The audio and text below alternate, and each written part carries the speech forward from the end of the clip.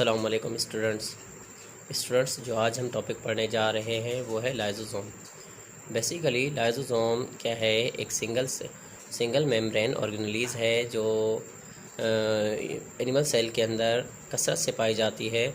अब क्यों पाई जाती है कसरत से? क्योंकि डाइजेस्टिव मटेरियल जो एनिमल सेल इंजेस्ट करते हैं, उस इंजेस्ट पार्टिकल्स को डाइजेस्ट करने के लिए ख़ास ऑर्गेनेलिज रिक्वायर होते हैं। या जैसे मिसाल के तौर पर अगर कोई सेल का पार्ट डिस्ट्रॉय हो गया है, टूट गया है किसी, या एक्सपायर हो गया है, डाई कर गया है, तो उसके जो पार्टिकल्स होंगे या उसके जो पार्ट्स होंगे या सब पार्टिकल्स होंगे, इसको डिस्ट्रॉय करने के लिए भी किसी न किसी ऑर्गेनेलिज को तो जो है डाइजेस्ट करना पड़ेगा। तो वो डाइजेस्ट सारा का सारा जो निज़ाम होता है वो कुदरती तौर पर अल्लाह पाक ने जो एनिमल सेल है वो उसके अंदर किसकी रिस्पॉन्सिबिलिटी बना कर रखी है? वो लाइसोसोम के अंदर रखी है। अच्छा, बेसिकली जो लाइसोसोम है एक एंजाइम कंटेन करता है, जिस एंजाइम को हम क्या कहते हैं? डाइजेस्टिव एंजाइम कहते हैं। यानी एक ऐसा एंजाइम जो क्या करता है, जो भी मटेरियल आ जाए, यानी मिसाल के तौर पर अगर किसी सेल का डेड पार्टिकल से सपोज करते हैं माइटोकॉन्ड्रिया टूटा है, तो माइटोकॉन्ड्रिया का जो डेड पार्टिकल्स होंगे या माइटोकॉन्ड्रिया के जो छोटे छोटे टुकड़े होंगे तो उसको भी डाइजेस्ट कर लेगा। और उसके अलावा इसके अंदर एक ऐसी कैपेबिलिटी होती है कि मिसाल के तौर पर अगर कोई भी वायरस बैक्टीरिया सेल के अंदर एंट्री ले लेता है तो उसके पार्टिकल्स को भी ये डिस्ट्रॉय कर देता है, उसको भी ख़त्म कर लेता है।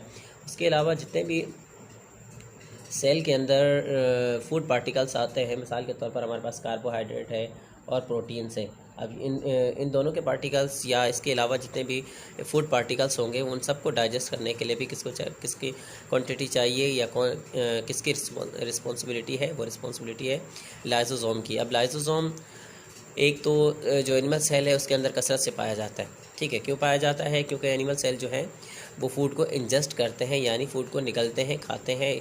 और वो फूड पार्टिकल्स क्या होते हैं? हर एक ऑर्गन से होते हुए टिश्यू से सेल के अंदर साइटोप्लाज्म से होते हुए लाइसोसोम की तरफ जाते हैं। लाइसोसोम उनको डाइजेस्ट करने का काम सर अंजाम देता है। अच्छा, उसके अलावा लाइसोसोम की जो हिस्ट्री देख लेते हैं। 19 जो लाइसोसोम की हिस्ट्री है वो क्या है? जो ड्यू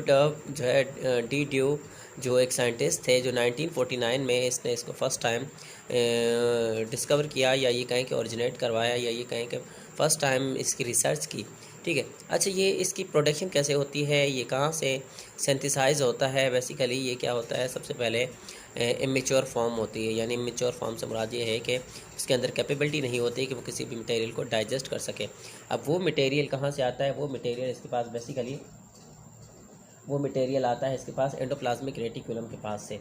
ठीक है, एंडोप्लाज्मिक रेटिकुलम के पास से आता है। एंडोप्लाज्मिक रेटिकुलम से जो ये कहें कि इमेच्योर पार्टिकल्स होते हैं लाइसोसोम के, लाइसोसोम इमेच्योर, फिर उसको मेच्योर करने के लिए कौन चाहिए, रिक्वायर होना चाहिए? वो गोल्जी ऑपरेटस चाहिए।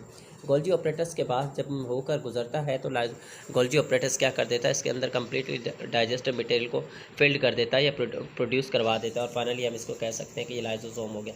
अब लाइसोसोम क्या कर देता है? लाइसोसोम क्या फर्दर जब लाइसोसोम मेच्योर हो जाएगा तो उसकी रिस्पॉन्सिबिलिटी ये है कि वो जो है मटेरियल को डाइजेस्ट कर सके, यानी जो वेस्ट मटेरियल है उसको डाइजेस्ट करवा सके। उसके अलावा जो लाइसोसोम है उसकी क्या क्या फंक्शंस हैं? पहला फंक्शन तो उसका था डाइजेस्ट करवा देना चीज़ों को कम्प्लीटली। ठीक है, उसके अलावा जो है इसके दो फंक्शंस है, एक है ऑटोफेजी और दूसरा है फेगोसाइटोसिस। ऑटोफेजी का मतलब है यानी अपने ही सेल्फ ईटिंग से मुराद ये है कि अगर सेल के अंदर कोई डेड पार्टिकल्स हो गया, यानी सब ऑर्गेनली है सेल की, या एंडोप्लाज्मिक रेटिकुलम का कोई पार्ट टूटा है तो उसको भी डाइजेस्ट करवाना सेल जो है लाइसोसोम का काम है। लाइसोसोम पहले क्या करेगा? उसको इनगल्फ करेगा। इनगल्फ करने के बाद लाइसोसोम के अंदर जो डाइजेस्टिव मटेरियल होगा वो क्या कर देगा? उसको कम्प्लीटली डिस्ट्रॉय कर देगा। उसके अलावा फेगोसाइटोसिस में से कौन कौन सी चीज़ें आती हैं? फेगोसाइटोसिस में हमारे पास जो है फूड पार्टिकल्स आते हैं, यानी जो जैसे ही जो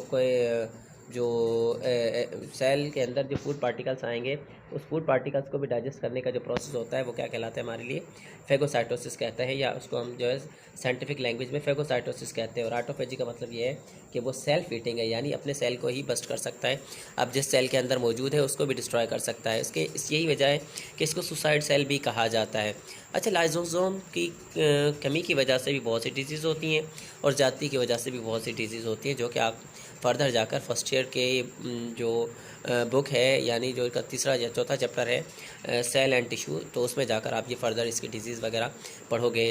या ये इस तरीके से कहा जा सकता है कि फर्दर जब जैसे ही आप बायो की फील्ड में वाबस्ता रहेंगे कि तो लाइसोसोम से फर्दर आपको बहुत सी चीज़ें जो है सीखने को मिलेंगी। उसके अलावा डाइजेस्टिव एंजाइम के जो फार्मूले हैं या डाइजेस्टिव एंजाइम की जो कंपोजिशन है वो भी आपको further जो है इसमें सीखने को मिलेगी, क्योंकि यहाँ पर आपकी बेसिक है 9th में, तो आपको सिर्फ इतना बताया जाता है कि आपने कौन कौन सी चीज़ें सीखी हैं और कौन कौन से इसका क्या ख़ास फंक्शन है और सिर्फ इम्पोर्टेंट, यानी समझ ले सिर्फ ये हमारे पास जो लाइसोसोम का क्या है इंट्रोडक्शन ही है फ़िलहाल के तौर पर। ठीक है।